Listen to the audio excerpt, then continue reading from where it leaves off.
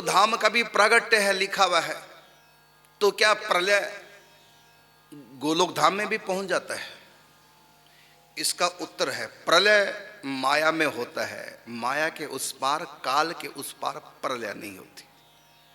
जहां तक माया का साम्राज्य है, जहां तक काल की सीमा है, उन सब का प्रलय, वो सब काल के अंतर्गत, जो काल के अंतर्गत है वहां प्रलय होता है। लेकिन भगवान का धाम काल की सीमा में नहीं आता, माया की सीमा में नहीं आता। प्राकृतिक प्रलय इसलिए कहा गया महाप्रलय को, प्राकृतिक प्रलय, प्रकृति में ही प्रलय होता है। लेकिन भगवान का जो धाम है वो प्रकृति के अंतर्गत नहीं आता, इसलिए भगवान के धाम में प्रलय नहीं होती।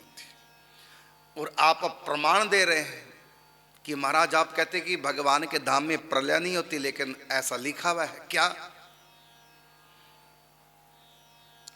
कि भगवान के अंदर से राधा रानी प्रकट होती हैं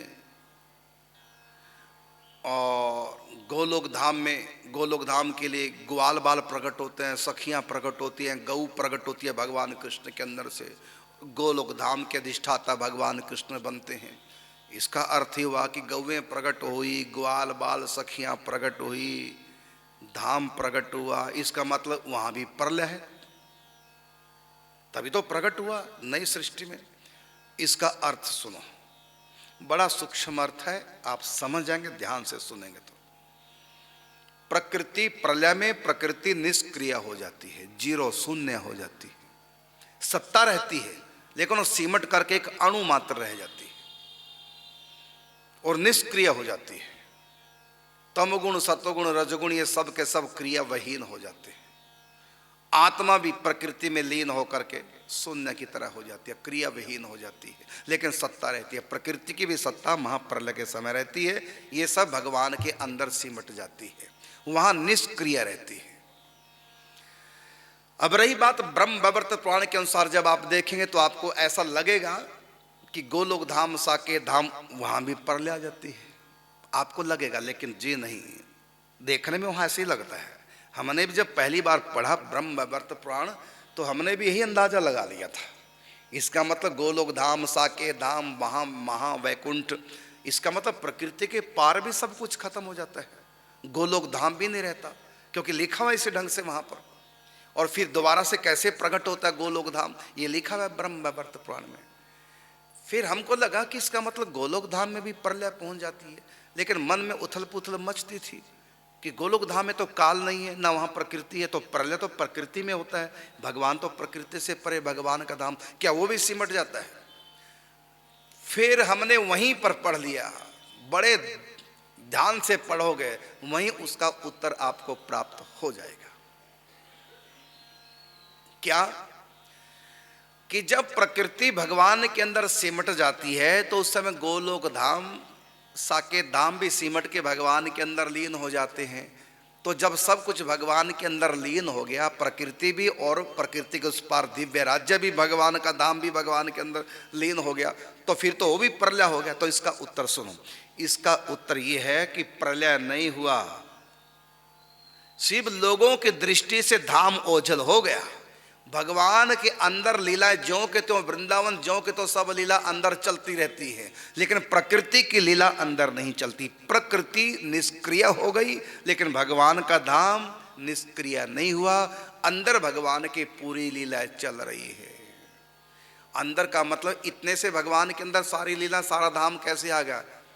बाहर से श्री कृष्ण इतने लगते, अंदर से तो उनका कोई और छोर ही नहीं है, सीमाहीन है श्री कृष्ण, भगवान की कोई सीमा नहीं। तो वो लीला उनके अंदर चलती है। और कैसे चलती है तो आप देखिए, जब प्रलय दिखाया, वेद दुर्वासा ऋषि को, आप पढ़िए ब्रह्म वैवर्त पुराण गर्ग संहिता, तो वहां भगवान श्री कृष्ण के विचित्र लीला दिखाते हैं, अपने अंदर दुर्वासा ऋषि को लीन कर लेते हैं। जब भगवान के अंदर दुर्वासा ऋषि गए तो देखते क्या है कि अंदर प्रकृति भी है और अंदर भगवान का धाम भी है, दोनों अंदर है। प्रकृति निष्क्रिय है और भगवान के धाम में सारी लीला चल रही है। तो प्रकृति जब भगवान के अंदर लीन होती है तो बिल्कुल उस समय क्रिया वहीन हो जाती है, कोई क्रिया नहीं होती। लेकिन भगवान का धाम जब भगवान के अंदर होता तो अंदर भी उनके पूरी लीला चल रही होती है। जैसे ध्रुव भगत के सामने भी भगवान नारायण खड़े हैं गरुड़ पर विराजमान, और ध्रुव भगत के भीतर भी गरुड़ के ऊपर विराजमान भगवान नारायण अंदर भी दर्शन हो रहे हैं। और जब आंख खोल के देखा बाहर भी है। तो जैसे भगवान बाहर भी हैं और अंदर भी हैं, इसी प्रकार भगवान का गोलोक धाम बाहर भी है और भगवान के अंदर भी है। तो जब महाप्रलय भगवान मचाते हैं तो बाहर का गोलोक धाम अंदर प्रकट होता है और अंदर फिर सारे खेल चलते हैं। लेकिन जब प्रकृति भगवान के अंदर समा जाती है तो वहां कोई खेल नहीं चलता। वहां तो समझो आत्माएं 4 अरब 32 करोड़ साल के लिए जब तक प्रलय रहेगा अंदर सो गई, कुछ भी बाहर की अनुभूति नहीं। प्रकृति भी निष्क्रिय हो गई, कुछ भी क्रिया हलचल भीतर नहीं। जैसे सब आत्माएं 4 अरब 32 करोड़ साल के लिए सो गई, कुछ भी होश नहीं। फिर दोबारा से प्रकृति की रचना भगवान बाहर करते हैं, एक एक करके आत्माएं फिर बाहर जन्म लेती हैं, फिर प्रकृति अपना काम करती है। 4 अरब 32 करोड़ साल के लिए फिर प्रकृति के खेल चलेंगे, फिर प्रलय, फिर भगवान के अंदर। तो जब प्रकृति भगवान के अंदर होती है तो कोई क्रिया नहीं होती, और जब बाहर होती है तो सब क्रिया देख रहे हैं आप, हो रही है। लेकिन भगवान का धाम, भगवान के निज परिकर, गोलोक धाम, साकेत धाम, सब जब भगवान के अंदर लीन होते हैं तो अंदर भी ज्यों के त्यों लीला चल रही है। उन परिकरों को नहीं लगता कि हम अंदर हैं कि बाहर हैं, उनके लिए तो सदा वही प्रेम के खेल, राधा कृष्ण के साथ, सीताराम के साथ वही खेल भीतर चल रहे हैं, आनंद। इसलिए वहां प्रलय नहीं है, बस बाहर से भगवान अपने अंदर लीन करते हैं। और ब्रह्म वैवर्त के अनुसार फिर भगवान अपने अंदर से राधा रानी को प्रकट करते हैं, खुद भी प्रकट होते हैं, वृंदावन को प्रकट करते हैं, गोलोक धाम को प्रकट करते हैं, और अनेक अनेक अवतार शंकर जी भगवान के अंदर से प्रकट होते हैं। ब्रह्म वैवर्त पुराण देख उठा के पढ़िए। और भगवती राधा रानी के अंग से फिर अनेक शक्तियाँ प्रकट होती हैं। राधा रानी के अंदर से अनेक गोपियां प्रकट होती हैं, श्री कृष्ण के अंदर से अनेक सखा प्रकट होते हैं, श्री कृष्ण के भीतर से सुरभि गाय प्रकट होती है वत सहित। तो इस प्रकार से फिर भगवान बाहर प्रकट कर देते हैं। लेकिन उन ग्वाल बालों को ऐसा नहीं लगता कि हम अभी अभी पैदा हुए, नहीं, अंदर भी वही कृष्ण के साथ खेल चल रहे हैं, बाहर आके बाहर भी वही। उनको नहीं पता हम अंदर आके बाहर हैं, बस उनके तो सामने कृष्ण आनंद ले रहे हैं, इसलिए वहां प्रलय नहीं है। हाँ, हम आपकी दृष्टि में लगता है कि गोलोक धाम भी लीन हो गया। तो एक बात और मैं बताना चाहूंगा, वो ये कि ये सब धाम प्रकट होते हैं और फिर भगवान अपने अंदर भी लीन करते हैं। लेकिन वृंदावन धाम ना कभी प्रकट होता है और ना कभी भगवान के अंदर लीन होता है, तो सदा प्रकट रहता है।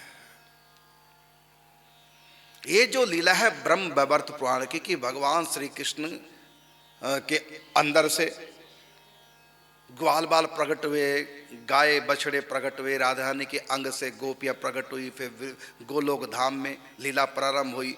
ये लीला है वृंदावन की। तो वृंदावन में राधा माधव सदा प्रकट रहते हैं।